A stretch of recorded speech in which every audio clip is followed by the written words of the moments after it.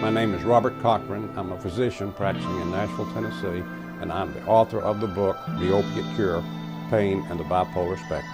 The book derives from my experience treating people with chronic pain. I treat them with opiates, which is entirely appropriate.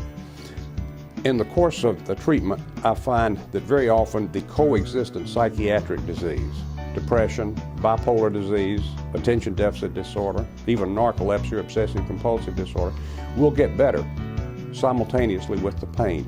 This is the effect. It's called the opiate cure. This was observed over 100 years ago, but opiates were little used for mental illness, but I think they may be making a comeback. I didn't find this from books or reviews or articles. It's from patients telling me their life stories. I listen to them in great detail, and I record things they tell me. I record the unimportant and seemingly unrelated, and in doing so, I'm often able to make really good connections and better understand the disease. My favorite patient is one I saw 6 years ago. She was my first opiate cure, and I'll tell you her story. She was about 40. Her ex-husband tried to murder her. He raped her and then shot her in the neck. Carotid artery was damaged and she required emergency surgery.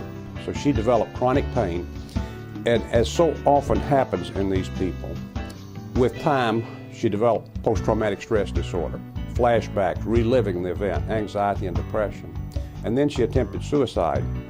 And when she was admitted in the psychiatric hospital, they realized that she was bipolar, that she was suffering bipolar mood swings. She'd been under psychiatric care without much success for a couple of years when she came to me for the chronic pain. I didn't want to give her any psychiatric drugs. She'd already had enough of those, so I gave her methadone, the pain-killing opiate. And she came back 2 weeks later. She just danced down the hallway. She was smiling and said, "You've cured me." And her bipolar mood shifts and anger, her depression, anxiety, and flashbacks had all gone away.